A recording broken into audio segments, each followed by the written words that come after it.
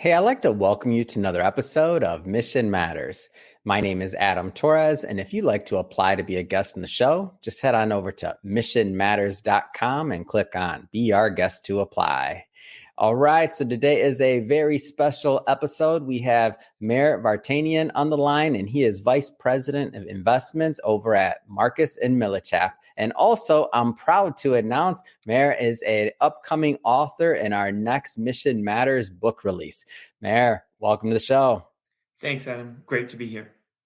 All right, so I've been following you for a long time on Twitter now, and we're going to talk about that in a little bit. And I've also been following the work that you've been doing over at Marcus & Millichap. So we'll get into that and really how you and your team have managed to become market makers and really distinguish yourself in your local and regional markets. But before we get into that, we will start this episode the way that we start them all with our Mission Matters Minute. So, Meir, we at Mission Matters, we amplify stories for entrepreneurs, executives, and experts. That's our mission. Meir, what mission matters to you? What mission matters to me? It's constantly adding value. That's how we make a name for ourselves. That's how we get ourselves involved in the conversation. What can we do to add value to any different situation when it comes to the real estate investments world? It's by either leveraging us, our team, our network. We provide it to our clients. We create relationships for life with that. We become part of them, their family, part of their investment advisors, and it's great. Yeah, it's great, and I see how much heart you put into your work, and I'm glad and happy to present that to our audience. And I guess maybe just to get us kicked off here, let's go a little bit further into really your background and how you got started. Like how'd you get started in real estate? Yeah, kind of by accident. After we had a small stint at Goldman Sachs in San Francisco, my dream job coming out of college wasn't. After a little bit of that, I realized it wasn't what I wanted to do. Came back to Philadelphia, started applying for different jobs, applied at Marcus and got an interview, not really understanding what I was getting myself into. They told me it was commissions only. I figured, you know what, let me take a shot at this. At least if I don't stick with it, I'll learn something about real estate. At that point, I just, I knew a couple of things my dad taught me growing up. And as soon as I started, I didn't miss a beat. I mean, it's something clicked with me. It caught on. My favorite part was just talking to people all day. I thought cold calling was kind of, corny, ridiculous at first, old school. Yeah. But then you find yourself talking to, some of the best investors, multimillionaire business owners across the Northeast, and you're just listening to their story all day.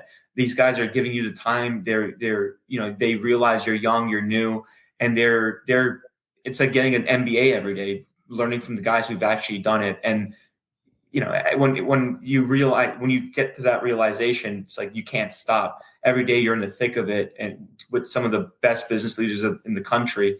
And why would you stop doing that?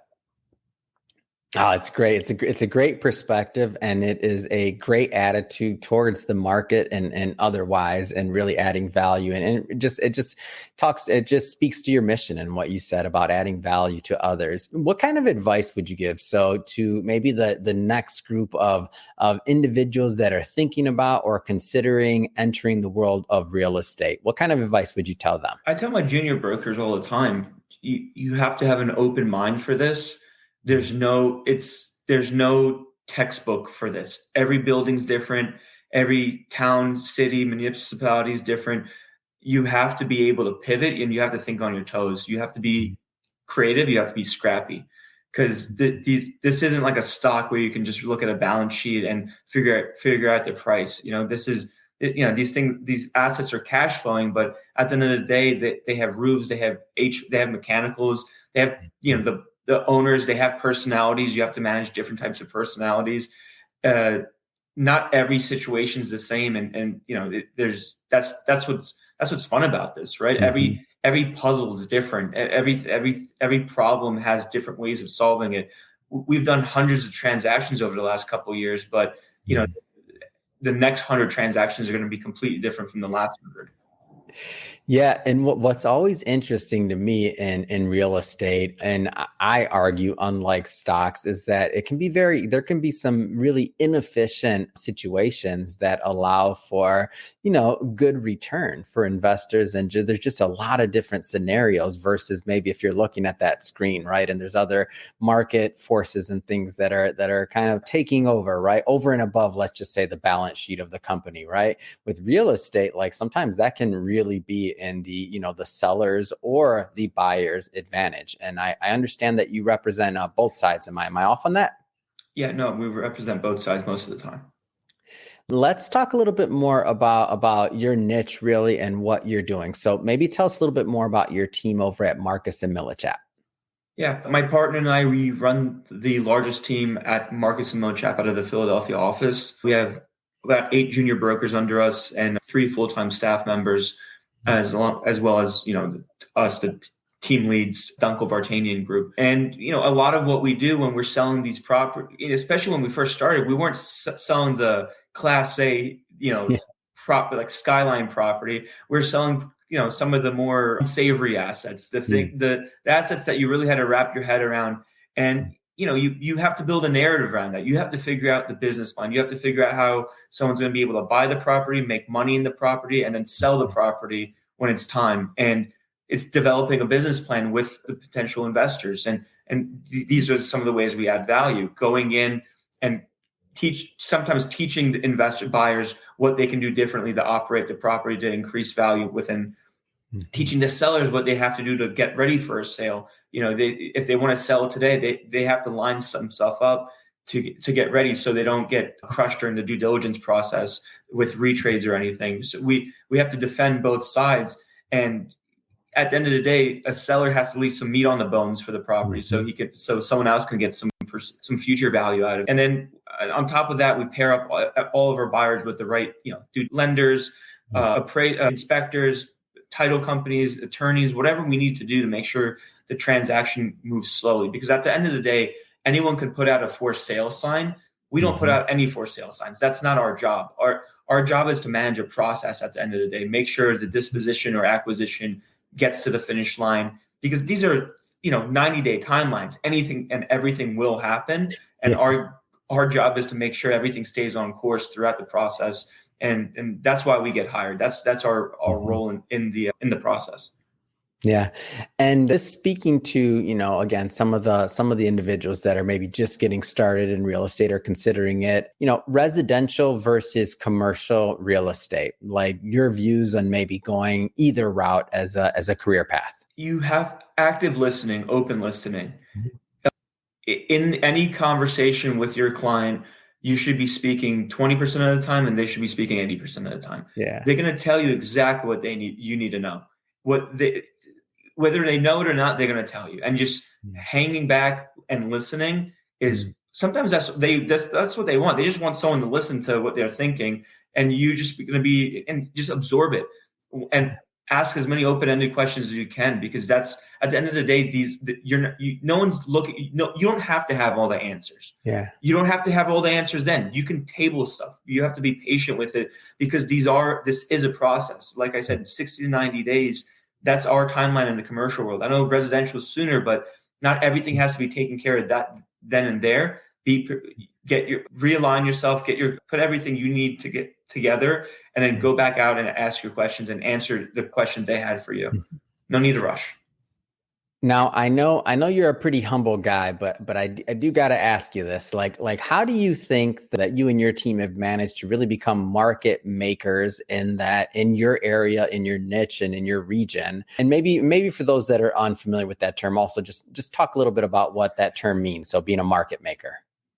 Being a market maker is defining the market, defining the price per square foot, defining the price per unit. We're proud to be able to say we've made our market in central Pennsylvania, northeastern Pennsylvania, and the Philadelphia suburbs. And the way we do that is because we understand how to operate real estate. And that's the thing. We're not only are we investors ourselves, we know how to drive the narrative. We know what people are looking for at the end of the day. And not your neighbor's not going to be the one that's going to pay the highest price for your asset. It's most likely going to be an outsider, but someone who's but that outsider who's probably used to paying $200 a square foot, and then they see your property listed at 120. In their eyes, that's already value.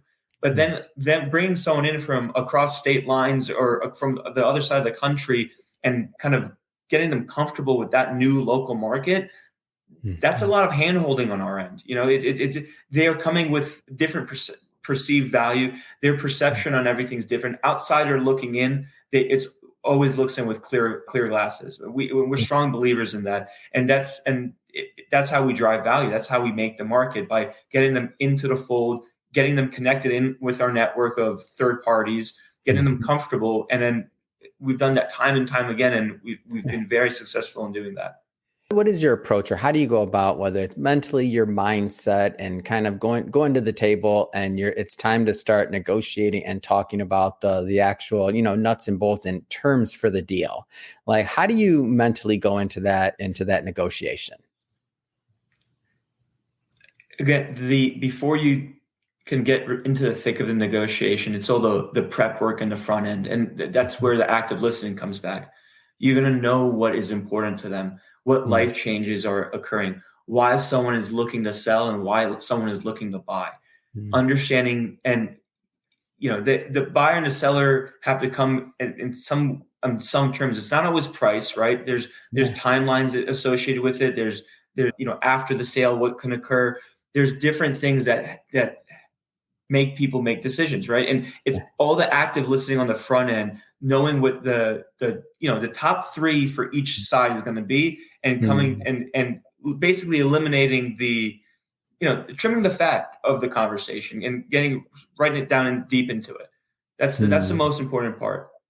You're dropping jewels today, Mayor. Going for the top three of each party and making sure that you're satisfying those and trimming the fat, really just getting right to the point. Man, you got a masterclass going on today, man.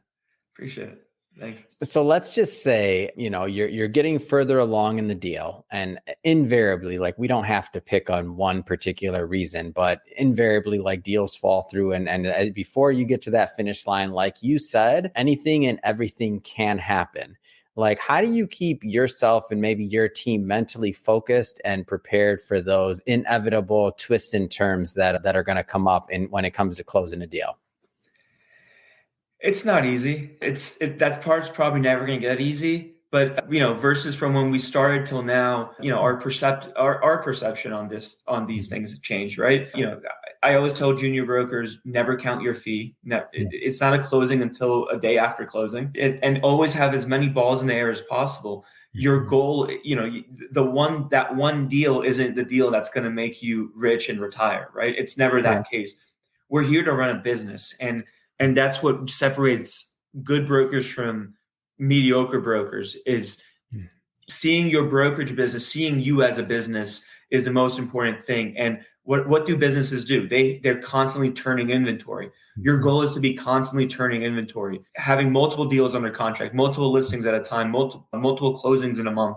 That's how you can count on, if one falls out, you're still fine. And when it falls out, understanding why it fell out. Is it something that you can save, or are you the problem, or is the deal the problem? We're getting better at this, right? We're still learning every day. We're getting to a point where if deals are dying, it's because the deal is no good. There's things there's outside factors that you can't control, and a lot of what we do is controlling the controllable. We can't control interest rates from going up, but we have to do things to mitigate the damage as much as we can on both ends. And that's staying on top of, lenders or third parties. Sometimes there's just environmental issues. We don't know. You can't know that. Yeah. You can't know what happened 50 years ago.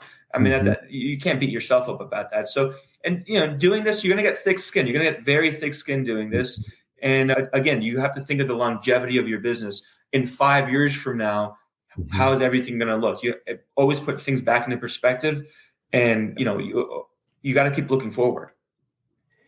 Talk to me a little bit more about team building and how you manage to attract, key players and retain top talent in your field. Because as you said, you started, yourself, and now you have a large team working with you and for you. Talk to me more about how you built that team.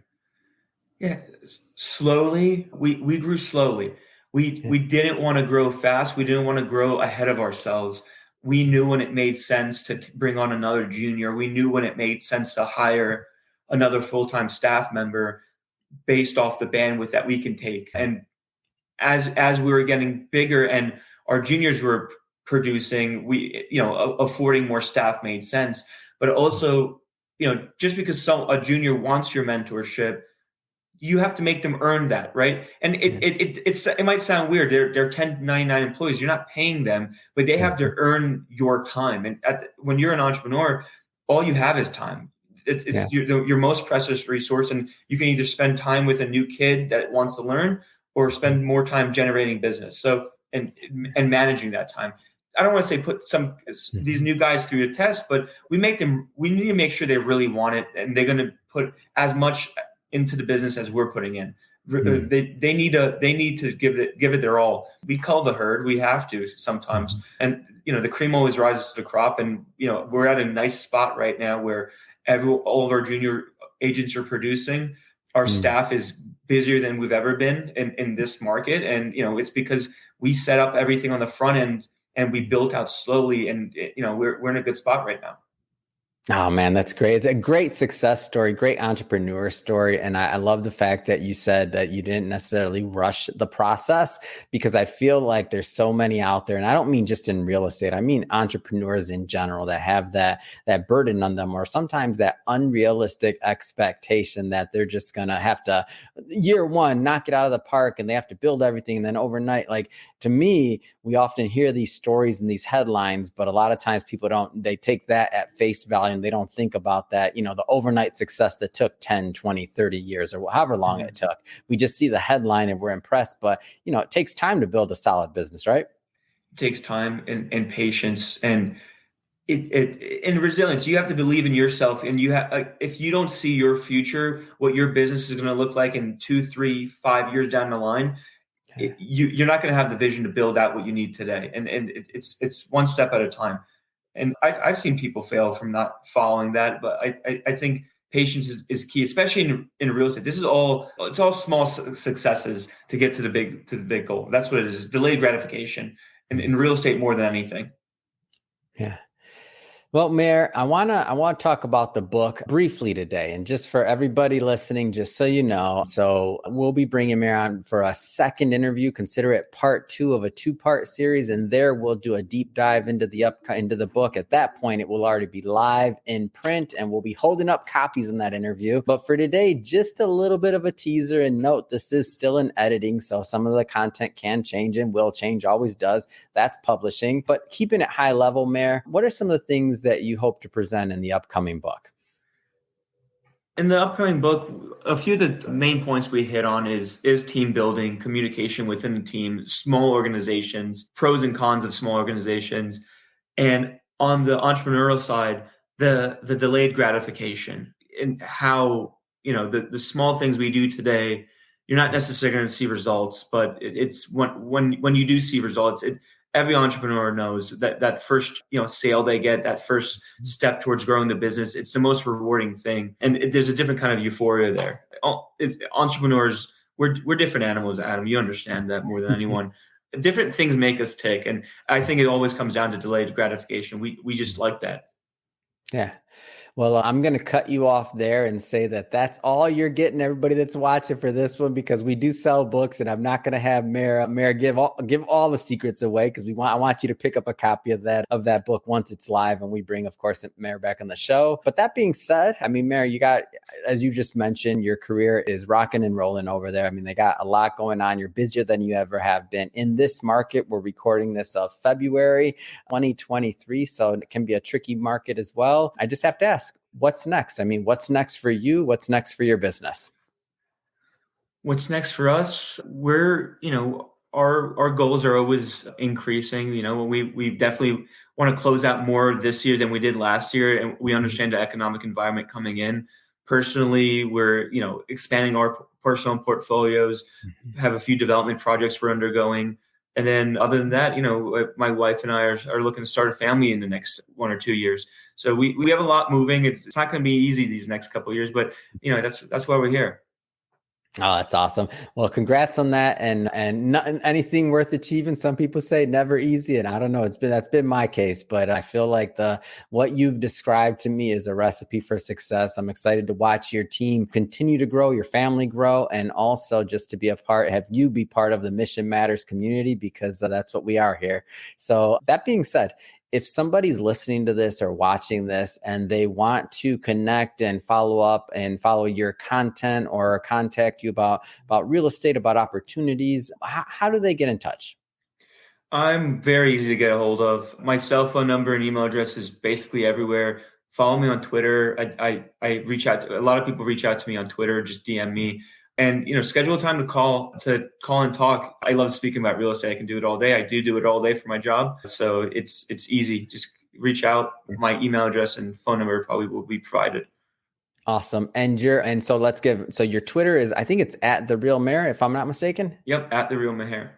Yep, that's the real Maher. Yeah, and I follow Maher, so I highly recommend it. I'm just telling you, like he's providing insight into his deals and the deal flow, what's going on. I mean, I'm thoroughly entertained. I think everybody else will be as well. So definitely go follow that. So at The Real Maher. That being said, to our audience and listeners, if this is your first time with Mission Matters or listening to a Mission Matters episode, we're all about bringing on business owners, entrepreneurs, executives, and experts, and having them share their mission, the reason behind their mission, really what gets them motivated and fired up to go out into the marketplace and make a difference and to add value. If that's the type of content that sounds interesting or fun or exciting to you, I encourage you and welcome you. Hit that subscribe button, because we have many more mission-based individuals coming up on the line and we don't want you to miss a thing.